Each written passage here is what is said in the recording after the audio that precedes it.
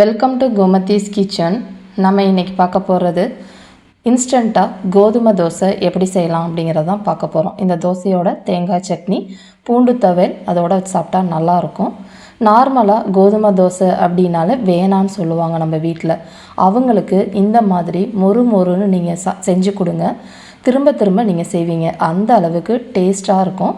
இப்போ எப்படி செய்யலாங்கிறத பார்க்கலாம்.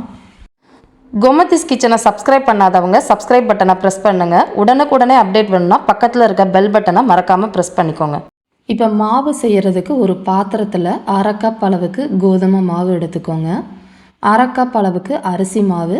நான் இன்றைக்கி புட்டு மாவு சேர்த்துருக்குறேன். அது ஒரு நரன்னு இருக்கும் இல்லையா, அது கோதுமை தோசை நல்லா கிறிஸ்பியாக வரும். இதுக்கு 2 டேபிள் ஸ்பூன் அளவுக்கு நைஸாக இருக்கிற வறுக்காத ரவையாக சேர்த்துக்கோங்க. தேவையான அளவு உப்பு, 1 டீஸ்பூன் அளவுக்கு டேபிள் சால்ட்டு சேர்த்துக்கலாம்.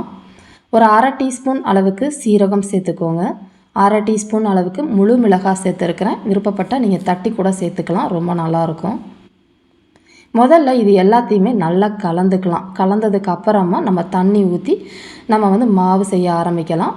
இப்போ பார்த்திங்கன்னா நான் தண்ணி எவ்வளோ ஊற்றிருக்கேன் அப்படின்னா ஒரு 4.5 கப் அளவுக்கு ஊற்றிருக்கிறேன்.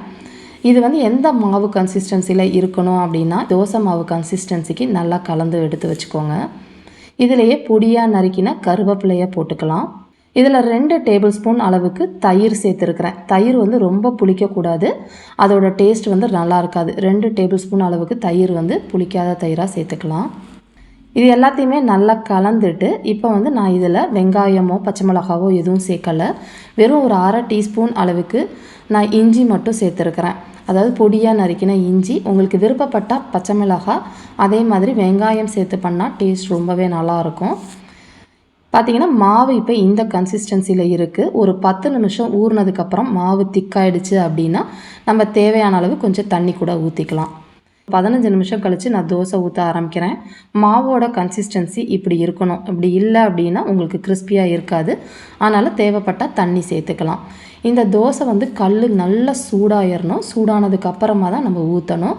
அதே மாதிரி ஒரு மிதமான தீயில் மட்டும்தான் வேக வைக்கணும்.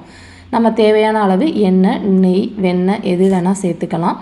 இந்த தோசையை பொறுத்த வரைக்கும் நம்ம மூடி வச்சும் வேக விடக்கூடாது, அதே மாதிரி திருப்பி போட்டும் வேக விடக்கூடாது. ஒரு மிதமான தீயில் வெந்தால் தான் நமக்கு நல்ல ஒரு கிறிஸ்பி டெக்ஸ்சரும் கிடைக்கும். மேலேயும் மாவு நல்லா வெந்திருக்கும்.